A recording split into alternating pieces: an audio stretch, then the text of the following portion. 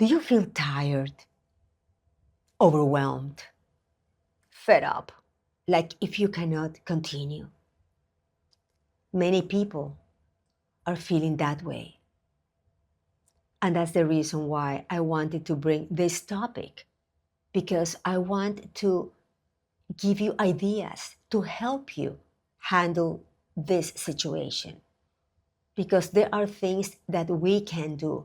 And at times when we feel overwhelmed and that we have too much on our plate, we may feel stuck. We may feel like we cannot do anything about it. Hello, this is Ligia Huben. Welcome to Transforming Grief. Thank you for being here. In this podcast that I talk about grief, I wanted to also bring other topics besides when we lose a loved one, because it is not only with that situation that we experience grief. We may experience grief when we go through different transitions with different experiences. Like this is one of them. When we are feeling overwhelmed and we have that sensation inside of us, it's that pain. Well, that's grief. I was talking to someone and I told her that, I was sharing that I was going to talk about this in my next podcast. And I was telling her, no, I'm going to say, about, people feeling tired or feeling overwhelmed. She said, that's me, that's me, that's me. I'm like, yes, that's the situation of many people. And the thing is that we don't talk about it. What happens? We don't talk about it. We keep on going, pretending that we are fine. And inside of us, we feel, I am up to here. Today, I'll be sharing with you some ideas that can help you with that sensation of being overwhelmed so you can feel lighter. Okay? So stay with me and I'll be more than happy to share them with you at the end. Now, what can make you feel overwhelmed? There are many situations. One of them that I hear a lot actually is when people, they had a dream and it was not fulfilled. They had a project that they had been with so much illusion, waiting for that to happen, so much hope, so much work into that, and it didn't happen. May have financial challenges, health challenges, may have lost a loved one, may have relationship issues, conflicts with family, with friends, aging situations, with caregiving. So may have different things all together at the same time. And they cannot move. The other day, a client was telling me, Ligia, do you know what I feel? She said, I want to go my bed and cover myself all the way, my covers all the way to my head. I just want to stay there and not move. That may happen because of that sensation of being overwhelmed. And that's why I want to bring this to your attention, because this situation now, yes, it is real. And when we feel frozen, that we cannot do anything about it because of emotional exhaustion, because of that, then what happens? We may feel stuck. And when we get stuck, then we lose motivation. Of course, we will not do anything about that because we cannot move. And also, we may start self-doubting. We may feel that we cannot do anything about it. And sometimes people feel like things are happening to them and they cannot do anything about that. If that is happening to you, please, I want to remind you something, that pain doesn't define you. Pain doesn't define you. Your story is still going. And this is going on to you now. This is happening. And my heart is with you. Still, I want for you to know that we can bring our resources to deal with this, because many times it has to do with our perspective. Our perspective. Are we being reactive or are we being proactive? There are two different things, and I want to expand on them now. So you can start doing something with what is happening to you. With that sense of being overwhelmed, step up. And then let's see it from outside and let's examine this. This will be the first step that can help you. The first thing that you can do, notice what you're thinking.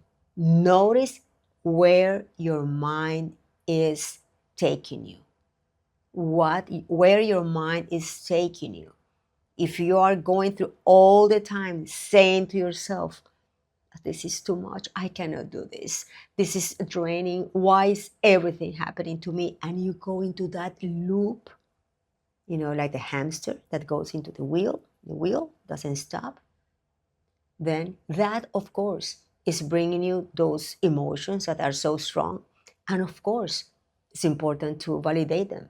Actually, you know what I suggest right now? If you want to stop the video, go and bring a piece of paper, and a pen, and name a situation right now that is making you feel extremely overwhelmed. Maybe there's one in particular.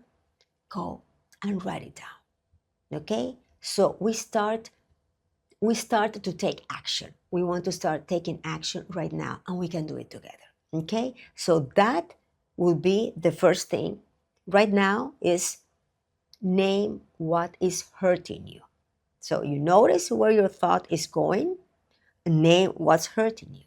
Okay? That is the first thing. Then step number 2, which is extremely, extremely important. Make 2 lists. And I want to say this to you. What I tell you, I do it. Because if not, I wouldn't know if this works. I do these things and it helps me a lot. Okay? So go and write 2 lists. One of the lists consists of the things you have control over. What do I mean by this?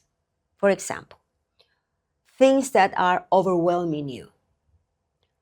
Let's say that you feel that you are taking care of your loved one and you are doing this and you are doing that, and suddenly you don't have time for yourself and you feel overwhelmed. You haven't exercised in weeks, and you feel that heaviness in you, and you feel you cannot breathe.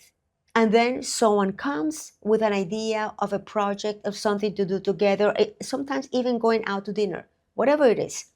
And instead of saying, you know what, I cannot do it at this time, I am tired tonight I want to stay home, I want to just relax. You say, yes, okay, oh, yes, I'm going to do that project, of course I can help you. What is happening? That is an example of something you have control over. That is something you have control over. You can say, not at this time, thank you, I want to take this time for myself. You can say no, because remember, when you say no to someone, you're saying yes to yourself, So that is an example of something that you have control over, that can alleviate the feeling of being overwhelmed. So that is an example. So write a list of different things that you can change the feeling based on the decisions you make. We all have that power, okay? We have the power of choice. So apply it there. You'll see how helpful that is. The other list that you can write is the list of the things that you cannot control.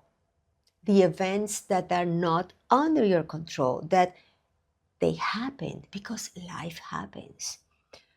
When things happen to us that are painful, challenging, strong, if we resist them, You know that saying, what you resist persists. So when we resist them, they continue and they feel bigger, stronger.